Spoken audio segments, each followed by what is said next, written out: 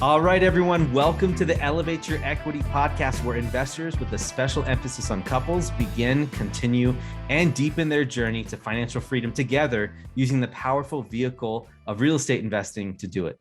Today, we have a one-of-a-kind guest, Mr. Tate Siemer. Tate is the co-founder and visionary behind GreenLight Equity Group and the host of the Apartment Guys podcast. Fantastic podcast. You guys have to check this one out.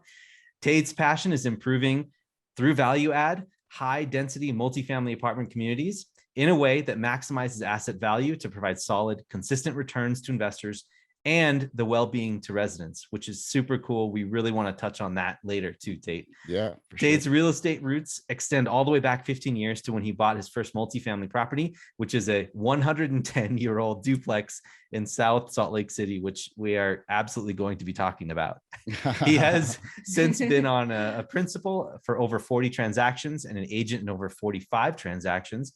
And he's got a vision for sleek, clean, modern, remodeled design elements, which nicely allows for powerful rebranding and repositioning. And Tates works with sellers, wholesalers, lenders, money partners, contractors, many other contracts to coordinate a robust set of industry relationships. And he also serves as the executive board of the Utah Real Estate Investor Association and enjoys helping fellow investors and entrepreneurs through mentoring and coaching. And then Tate likes to pursue big mountain skiing and mountain biking, music, and also going out hiking with his beloved dog, Joey. Tate, welcome to the show, man. It's an honor to have you here. How are you today? Oh, dude, I'm so good. This is great. It's all from the heart. And like you said, just to jump right to our mission in what we're up to, our residents and our investors we know that if we are always serving them and making choices and decisions based on their best interests, that we can't go wrong. And so that's our commitment in this business and in this space. And we're very purpose driven as a company and mission oriented. So yeah, it is an absolute pleasure to be with you guys together. And Derek was on our podcast on Apartment Guys, but to hang out with the two of you together it's so cool. Yeah, well, thank you for being here. We're excited to have you here. And we have a lot of stuff to cover because there's so much stuff that we want to learn from you as well. So first thing we want to ask you, and first of all, thanks for your vision and mission. And that's something that we can totally relate with. So we really love that heart-centeredness that you have there in your vision. Can you walk us through how you first got your spark in real estate investing? Like, where was that aha moment, right? Not everyone was born with this passion. So I want to try to explore that from the beginning. Yeah, it wasn't something that was on my radar till 2006, as far as real estate investing itself went. I think I probably had a copy of Rich Dad, Poor Dad in college, but unlike so many people, that wasn't like the key to unlocking. It probably planted some seeds, right? And when real estate came back around in 06 through basically a friend of a friend that was flipping a triplex, and I was fascinated by what he was doing. And he told me about the class where he learned how to do it. And I went and registered for the class. And back then that there weren't meetup groups, there weren't RIAs really that I knew of anyway. And so these paid educational courses were a good in to real basic investing, single family flipping. So back then it was kind of all lots of door knocking and lots of calling on distressed properties of different varieties, and certainly never thought beyond the single family world. And we can get into that here in just a little bit. But I guess to answer your question about the aha moment, I do remember the moment of sitting in my buddy's basement, and he's kind of I love him to death, dirtbag ski bum, like hippie dude. And we were in his basement hanging out, and his roommate, who wasn't much different, was this guy flipping this triplex. And he drove me over there, and we went and looked at it, and he was doing it with two other people and in a nice part of town, and the triplex today is worth $1 million easy, like no problem. And that kind of just lit the spark. I always had an entrepreneurial bug. Like from the minute I could work, I always thought that like the path to money, I guess, or abundance was just working more and more and more and working for as much as you could get paid by the man, basically. But I did love, like, I saw some multi-level marketing opportunities come along as a teenager. My dad got into new skin for a little bit, I think, and one of them. And then I got into sales, into Cutco cutlery, and kind of cut my teeth there, literally, not, no pun intended, in the sales world. Right. And always had the entrepreneurial thing, but it's been really interesting to watch the mindset shift. And like, I can almost map it, going from not even thinking that I could sell a house, flip a house, buy a house, et cetera, to now we're doing literally 350 plus unit apartment community deals. We've got two of those we're working on right now, and neither one's under contract. We're working on it, but they're in the pipe, right? So you go through a set of mindset shifts in that progression. And for me, it was going from, okay, wow, this guy's doing a triplex. I could probably do that. Or even on my own, I could do a single family. And I found that 110-year-old duplex. I remodeled half of it. I kept the tenants in the other half of it, and they kept paying the bills. And I made about $10,000 or $15,000 on that flip, and thought I had just hit a home run and was off to the races. Right. Like, I was super stoked. Another 2 years worth of single family work, and got my license and became an agent, started working with other investors and sourcing, brokering deals for other folks. And then the crash happened, and all the programs that we were using for financing these deals went away. And so our business model kind of blew up, and I was kind of not loving it anyway. Single family world is tough, tough, tough. And I mean, we never cracked the code on single family, quite frankly. We did it we picked things back up. We being my current partner, Carl York, who's the 21-year-old partnership / work relationship that we can go into a little bit further. But he and I started doing the single family flipping thing in 2011 here in Salt Lake City, which, the progression here and appreciation here in Salt Lake City was amazing between 2011 and now. But we just didn't do it very well, quite frankly. We weren't thinking along the lines of wealth creation. We were kind of thinking along the lines of throw as much time, effort, energy, and our own money as we can at each individual project, maybe do 1, 2, 3, or 4 at a time, and maybe get 6 or 8 done a year. Like, you're not going to be a millionaire very quickly doing that. And you're taking a lot of risk, quite frankly, every time you do one of those deals. So we basically went into about 4 years ago, we went in a number of different directions and tried a number of different models, from land entitlement to ground up new build luxury townhomes that we built. And we had this apartment building, this 12-unit apartment building, come along and kind of fell in our lap, really. And this was a guy that was a wholesaler that brought it to us and said, I think you guys should do this deal, and here's why, and here's how I think you should do it. And kind of just laid it out for us. And we really were like, holy moly, this is amazing to have cash flow coming in on something. Was so foreign to us, because every time we buy something, it was vacant the whole time we owned it. Like, it was nothing but expenses, like no cash flow. With an apartment building, you have tenants, you have cash flow coming in. And that was a game changer for us. And again, the shifts between, in the last 4 years, even going from that 12 unit to writing offers on 40 units and 60 units, and finally closing on a 70 unit this year and 179 units this year. Oh, we bought a 20 unit in August last year. So about a year ago now, 2020, that we're basically through the full cycle on almost. We're able to reposition that thing really quickly and really well. We almost doubled rents. Certainly improved the condition of the place by solid surface countertops and central air and LVT flooring and stainless steel appliances, et cetera, et cetera. Like, just nice. And these are Class C apartments. So it's been an awesome ride. And this year, where we are right now, is incredible. What we've already closed, we just closed 51 units in Oklahoma City.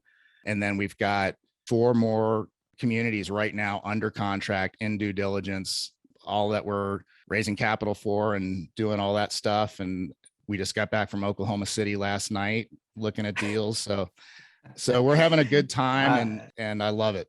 That's incredible, Tate. I got to be honest with you. I am really surprised and honored that you even had the time to talk with us with all this forward momentum going on, man. Thank you. Thank you for No, sharing your story. absolutely. No, of course. Um, I wanted to ask, I know that Sophie wants to ask a question, but I wanted to ask Yeah. you something that, going all the way back. So in this show, we like to talk about partnerships, Yeah. and a 21-year business partnership. That's something that takes work. It takes time to identify up front. And so I Yep. want to explore that a little bit. I want to talk about like how you found this partner, Hmm. what you think is so important in this partner, and why you think it's lasted so long. I want our listeners to listen to this. Yeah. Hopefully I don't get like emotional talking about this, because Carl is my best friend and just my trusted partner. And we've done a lot of different kinds of things together. How we met, I moved from Cincinnati, Ohio, which is my hometown, to Salt Lake City, Utah in 1999. And I was seeking a job at a ski resort and really wanted to be at Snowbird, which is kind of the expert mountain here, if you will, like the big break, And Carl owned the ski photography operation at Snowbird at the time and was hiring photographers. And I had some background in photography. I was a fine art photo major in college. And I just had enough to talk my way into getting the job. And then I had to learn how to ski well and how to take photos on a mountain and do all the things. But I did that with him on and off for about 10 years. I went to one other resort during that time, and he and I started a wedding photography company together as partners and did a lot of family portraits and more formal type photography. Then he helped me get another business started at one point. Like I said, in 2011, 2012, we really got going hardcore on, full time, all in on this real estate thing. So all I can say is, like, I don't necessarily think that I'm the easiest person to get along with. And I say that, like, I mean that seriously. And I think that I'm hopefully at this point anyway, have enough wherewithal and, like, the buzzword emotional IQ or whatever, to generally a really positive person to be around. I hope that Yes. he would say the same thing. But along the way, like, as I've grown up over those 21 years and I've grown as a person a ton, there's been moments that were really, really hard with us. And there was a time that we broke the band up for a couple of years. And then I kind of did some personal development work that really encouraged getting real with relationships that are really important to you that may need some TLC. And through doing that work, really repaired our everything that needed to be repaired at the time, and did so in a way that was authentic and that has stood the test of time. We've still had tough moments. I mean, even in the last 2 years, 3 years, I mentioned the new build townhomes that we did. Those were pretty much disasters, and they were really, really stressful to do. And Carl was a champ at holding space for those projects and allowing me to go out and chase apartments and bigger deals and get us into, multi-million-dollar deals that are going to make up for some losses that we incurred with the townhomes. And I'll just say this, I think there's just a natural chemistry between the two of us. There's something about that just is like, kind of is there or it isn't. And it's kind of like magical when it's there. And when it's not there, it's not something that you can necessarily create. And I guess what I mean by that is, like, there's just a tremendous amount of goodwill between us. Like, we always assume that the other guy has both of our best interests at heart. Like, we're in this together. We're a team. It's not me against him when we're talking about tough things. It's us against whatever issue we're dealing with or up against. And like I said, there's been multiple years of, like, things not going very well on a business level and operational level and financial level. Like, so we've had some tough times, and we're doing really well now. And we're both thrilled with where we are and where we're headed. But I guess the one secret that I can think of that comes to mind first is that we just, so cliche, but we don't sweat the small stuff. We're not petty with each other at all. And in fact, we err heavily on the side of letting things just pass If there's a tense moment, we just generally just kind of breathe through it and talk through it and stay calm and stay grounded. And again, assume that the other guy has your best interest at heart, and know that and trust that person, therefore not occur to you as adversarial in any way at that point. Yeah. Yeah. Yeah. Wow. Thank you, Tate, so much. As you're talking about Carl, like I feel the kinship between you both, and he's very lucky to have you as a partner as well. And we Thank look you. forward to talking with him in the future Yeah. too. Yeah. And, Yeah, for sure. as I was listening to you speak about it, and you mentioned, the band broke up for a while there, Yep. everything you spoke about, so much wisdom, because it's universal, with partnerships, with any relationship. And I think in the back of our minds, in this real estate investing space, we know that relationships are at the foundation. These essential, authentic partnerships are at the foundation of everything we're doing. And maybe you can address this. Like, we all have, I want to say, maybe we all have a sense of like fear about, okay, well, what if the relationship, what if something taints it, bridges are burned? What if our reputation, gets whatever, right? So all of those little fears. And can you kind of talk about how you mended that relationship and how important it was to set the foundation for the rest of your success? Oh, it's everything. So there was some hurt in the space between the two of us of just kind of how we kind of had split things up, and his employee plus we were partners in two other side businesses. And it was like a marriage, right? And we were best buds. And so for all of that to all of a sudden go away was a real bummer. And so what it took to answer your question, Sophie, it's a great question, is me getting real with me and taking radical responsibility for me and the way that I had shown up and who I had created myself to be as a person in our work world at that point, which was 2003, right? So this is a long time ago.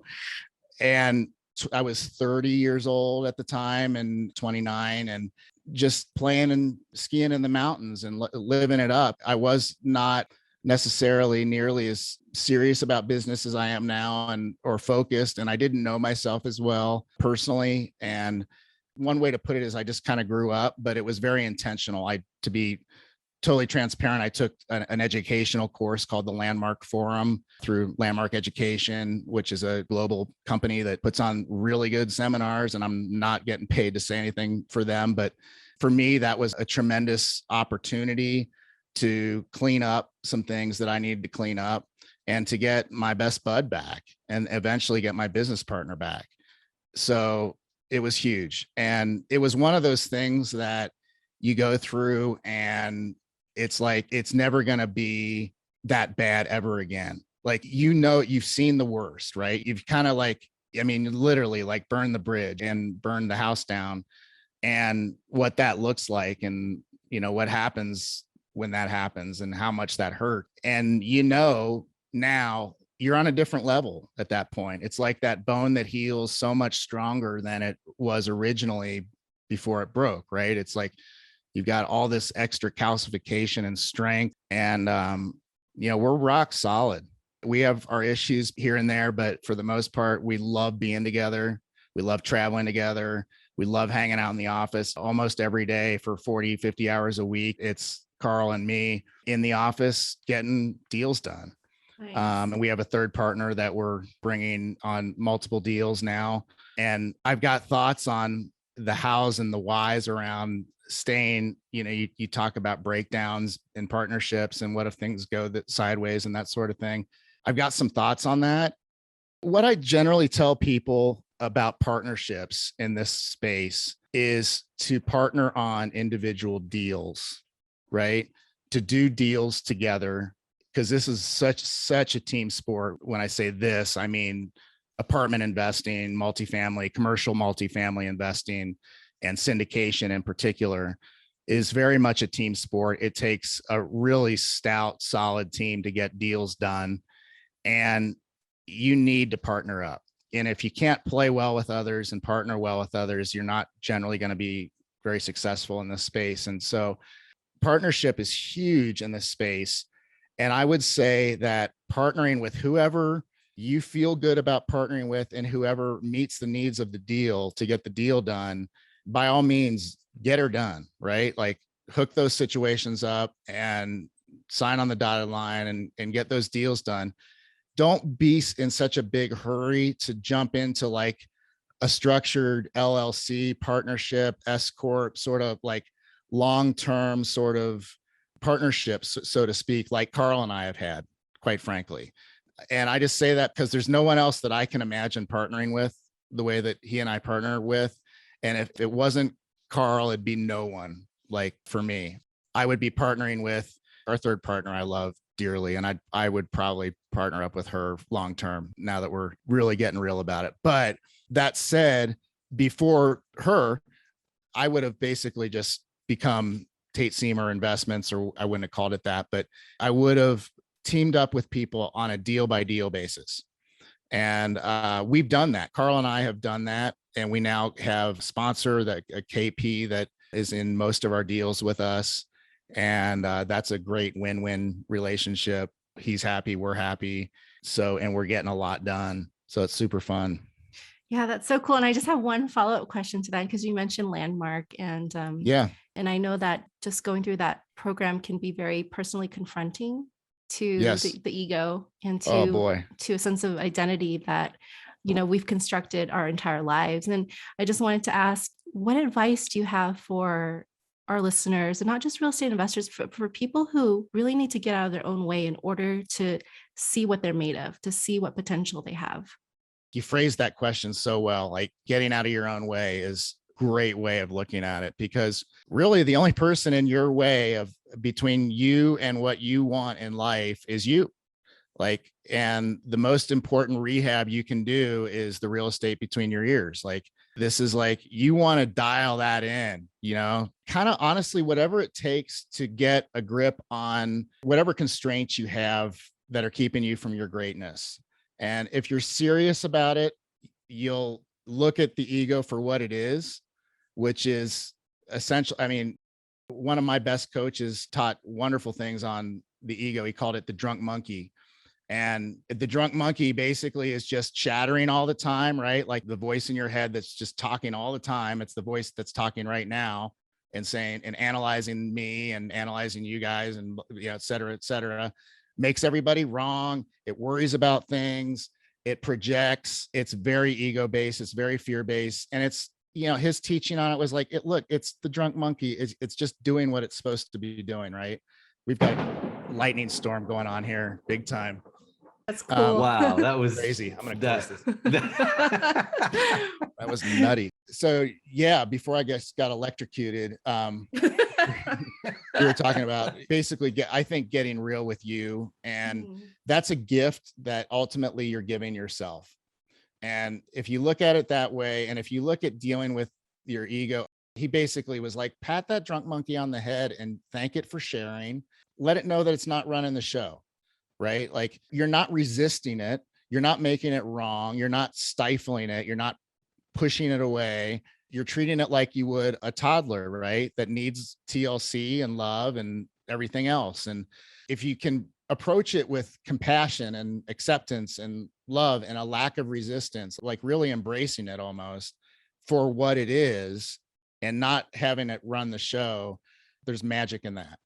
I would say, you asked what I would tell people that are interested in going that way. I mean, something like the Landmark Forum is a wonderful vehicle. It is very confronting. I was very confronted. I've done probably done 6 courses with them, and a couple of them were very challenging to complete. So it's not for people that aren't up for doing big things. And it is for people that are up for doing big things and for living a life that they love, living a life of, these are my words, but living a life of inner freedom, like the Untethered Soul talks about that, and having an untethered soul, right? Like living a life that you're so stoked to wake up I mean, there are literally mornings I'll roll over, look at the clock, and it's 3:30 and I'm bummed out it's not 5:30 because I want to get up and rock and roll. Like, it happens when you're in love with your life. And I don't say that out of like any sort of, you know, wow, look at me, I've got this incredible life and I'm in love with it. And I've achieved all this stuff because in the grand scheme of things, if we were sitting down and getting real about our business progression, we haven't really achieved all that much yet. So I'm coming from a place of just loving the game of life, loving the game of this business that we're in. Loving the thought leadership world, having the podcast, getting to hang out with people like you and places like this and forums like this. I feel so locked into like doing the right thing, being in the right place at the right time with the right people. And the universe keeps affirming that by having friends like you guys show up in my life. And absolutely. Yep. So, and also, fits of thunder and lightning as well. That's one way that the universe shows up. I want to kind of bring this back full circle with you, Tate, because one theme that I've noticed in here between doing Landmark and all of the hard work and the tenacity that you've had with your partner, the word that comes to mind is courage, because you've had to face a lot of adversity in yourself and also amongst your partner to work things out and make things happen. Right. So I just wanted to honor you for that. That's something that's not a lot of people possess that. And in order to have the courage, there's got to be a big why. And so what I want to do is I want to talk about your big why and your superpower. I want to talk about what it is that you can do that perhaps your partner saw in you and was willing to also walk that path of courage with you. So let's talk about what it is that your partner found valuable. And then I have a follow-up question after that, but we'll just start with this one. Sure. I think my superpower is just thinking big, thinking on a kind of a visionary sort of level. Like I think of my role as driving the ship from the captain's quarters. Like that's where I need to be most of the time, a lot of the time. And Carl is a great tactician. He's really good at taking the ball, seeing the ball on the floor, going and swooping it up and doing what needs to be done. He's our point of contact with our attorneys and our lenders and most of our investors and our co-GPs on deals. He's just a key part of this whole thing. And I couldn't do it without him. And, we wouldn't be where we are, obviously, without me and kind of steering us to where we got. I think I lead with a fair amount of confidence, and I back that confidence up with tons and tons and tons of education and self-improvement and market, specialized knowledge inside of our space, so to speak. Like I did a paid not mentorship, but a paid coaching mastermind with Corey Peterson for a year. That was fantastic. Give us both a lot of confidence that we otherwise would not have had. Go to lots of conferences and meet a lot of people. So he's cool with me out driving from the front and kind of leading from the top, and trust me, vice versa. I know that when he's got something, and it's not something I don't have to micromanage him at all. I don't have to. I know if he's on it, it's on it. Like it's getting done. So, and he's blossoming right now. Honestly, he's going from being a site manager, so basically a GC type role on our job sites, to being a high level syndicator and principal in these deals, a deal maker. And I'm really proud of him. That's excellent. And that actually leads into my next question is all of this work that you guys have done together, right? You guys have worked on each other apart and together. I wanted to talk about, because of the partnership that you guys have worked together, right, on, what do you think over those 21 years that you guys have done together that wouldn't be possible apart? I guess what I'm trying to say is, for all those people that are out there, maybe doing this themselves, multifamily investing is very much a team sport. And I guess what I wanted to impress upon is how much so it is a team sport. Yes. And so maybe you can highlight a few things that you think would not have been possible without sticking with and putting the effort to maintain that 21-year relationship with some spats here and there. Yeah. But I wanted you to reflect on that and how important that is for our listeners. I think the key is that it's like any relationship and any intimate relationship, really, like any partnership. Like I love some of these climbing documentaries and mountaineering documentaries when, 2 or 3 guys are up on the wall together and their lives are literally in each other's hands. and they're cool as a cucumber with each other and about whatever situation they find themselves in. And they just know and trust that their guy has got it. That's kind of how it is with us. And so I think what it took through some of those times was a lot of grace, a lot of patience, on, just to be real, like on my part, being very patient with him and through some tough times and growth periods inside of our business, and for him outside of our business as well. And just kind of a love and a commitment to, like, there's no way in hell that I'm leaving this guy behind, and however it goes for him is how it goes for me. And we didn't talk again too much about these 2 townhome projects that we did, but they were brutal, almost 3-year long new build projects that went sideways in just about every way they could have. And I honestly think that, to answer your question, I don't think that we could have gotten through that. I couldn't have gotten through that by myself if it was my own deal. He couldn't have gotten through that by himself. And he certainly couldn't have gotten through it by himself and started putting other apartment deals in the pipe that are now saving us and bringing us back to where we need to be. So that was just here in the last even year to 2 years that those really kind of got wrapped up. And, so like I said, he's blossoming in his role and is finding a lot of, I think, new life and personal growth and everything else. That's the thing, man. If you're a real entrepreneur and you're doing it for the right reasons, and if you're doing it from the heart, you're going to be successful, probably. And once you're successful, there's a lot to handle. Yeah, like there is. there's a lot to deal with. And we're looking at hiring an asset manager right now, full-time asset manager, that'll help with due diligence, that will lighten Carl's load significantly, because that needs to happen to be sustainable. And I think it comes down to just a lot of love too, at the end of the day. Yeah. I would say too, Tate, that like there's love in there for yourself too, because by entering in a partnership, right, you're putting yourself on the line. You're putting, you're trusting someone fully and completely, like those mountaineers are in the documentary. Yeah. And in order for you to be able to relate with someone like that, you have to be able to love yourself too. So the work that you put in there in Landmark is reflected out. And then for our listeners, it all starts with that self-love piece, because then it goes to partnerships, and then partnerships ends up doing magical things like this. Yeah. And so what you and Carl have accomplished is incredible, especially in the last couple of years. So let's go, before we end and start going into like rapid round here, I want to summarize what it is that you guys have accomplished here. So let's go through all the acquisitions that you guys have done. Oh, geez. And let's talk, well, maybe not all of them, but maybe if you can summarize like sure. in each year and how much you guys have done, because I want all of our listeners to hear this. Well, okay, let's do this. Let's just talk about the last 12 months. We went from owning 0 doors. In fact, we own 6 townhome doors that we were underwater deeply in. That's what we started with. Then in August last year, we bought our 20 unit that was a smoking good deal and had a land development component to it that we made about $700-800 extra $1,000 on, in addition to a really good solid apartment repositioning deal.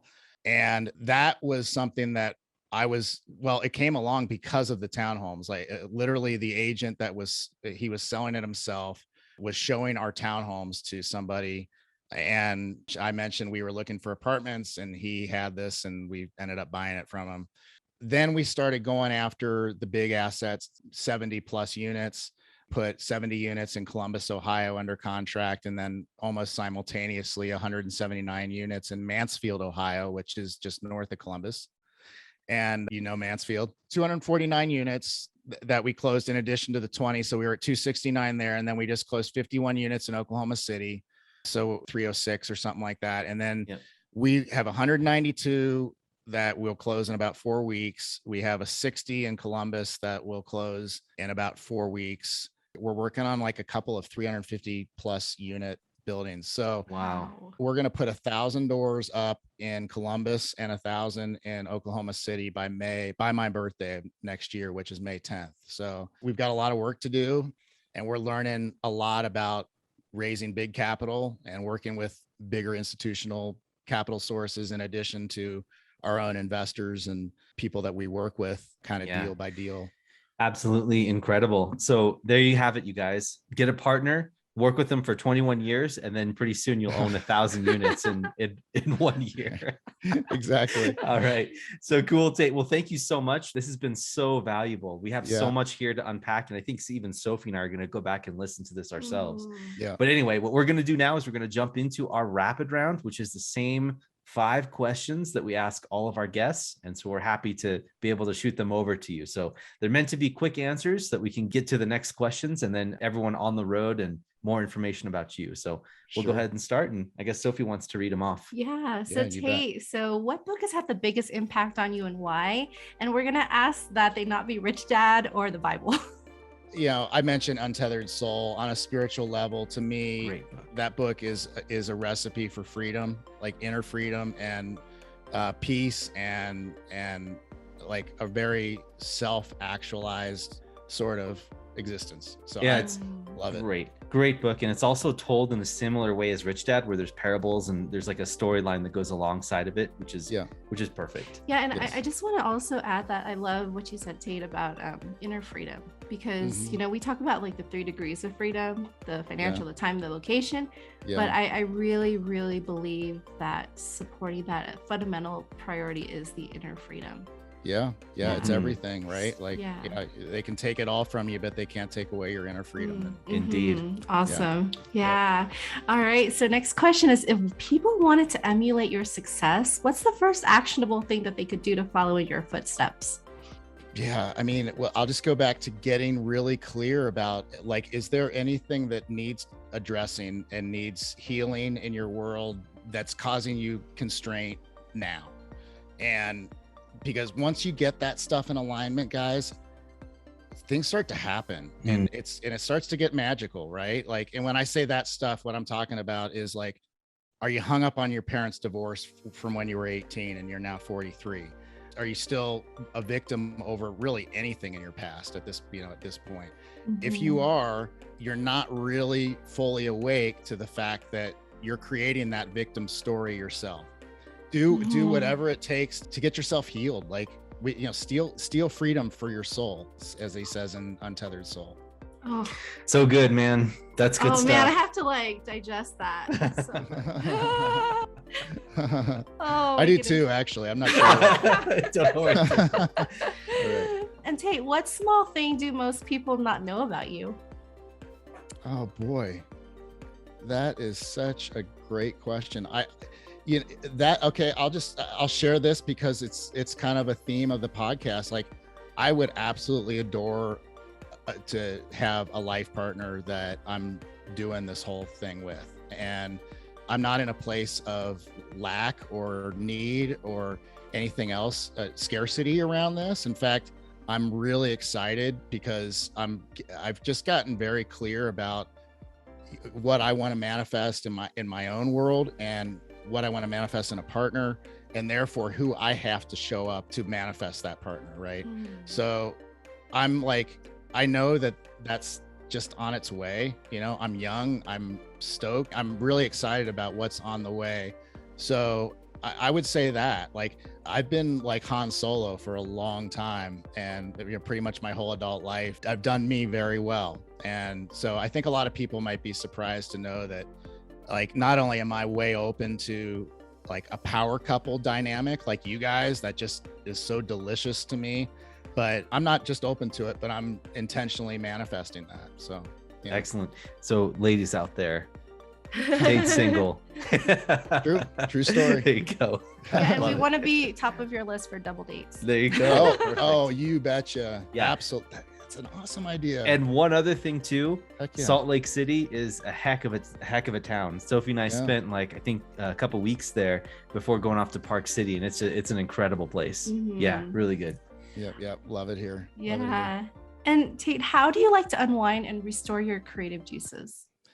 I love getting outside, and for me, the foothills and the trailheads here in Salt Lake are about 10 minutes from my house, the closest ones. The ski lifts about 30 minutes away, and the mountain bike trails are about 30 minutes away. And I really connect with nature and myself through adventure sports, solo adventure sports, skiing, mountain biking mainly, and hiking. But I mean, if I need to clear my head, I'll grab Joey. We'll go up in the foothills for even a quick 30-minute hike, right? Let's just get some fresh air going, and that can make all the difference. Nice. Yeah. And what's your favorite vacation spot? You know, that's a great question for me, and I'm going to answer this. I'm going to say TBD, because I have not traveled nearly as much as I would like to, and how much, I mean, I'm looking at you guys seriously. Before I got on with you guys, I was texting with my friend. Okay, how about Big Island for 1 month? How about Central Mexico for 1 month, and then coastal Mexico the next month? Like, oh, that's we're awesome. Looking at, like, this is like because of you guys, by the way. Oh, wow. Thank you. That's incredible. Seriously. And for me, where I've been is 2 places. Number one, the destination that I've been to once that I just adore was Kauai. There's no place in the world like it, from what I hear, and I believe that it's incredible. But we're fortunate enough to have a family vacation home on Lake Michigan, up in northern Michigan. That's kind of my paradise. And yeah, I go there at minimal 2 to 3 weeks a summer at least. And my mom hangs out there, so I get to spend time with her, and it's all good. That sounds awesome. Well, Tate, thank you so much for everything. And we're so glad that we could be inspirations for you, just like you are for us. So that's really, awesome. Really cool. Love to hear that. Yeah. So now, as we close out the show, let's hear more about how people can find out about you, your company, you and Carl, and just more about what's going on in your world, how people can be more involved with you.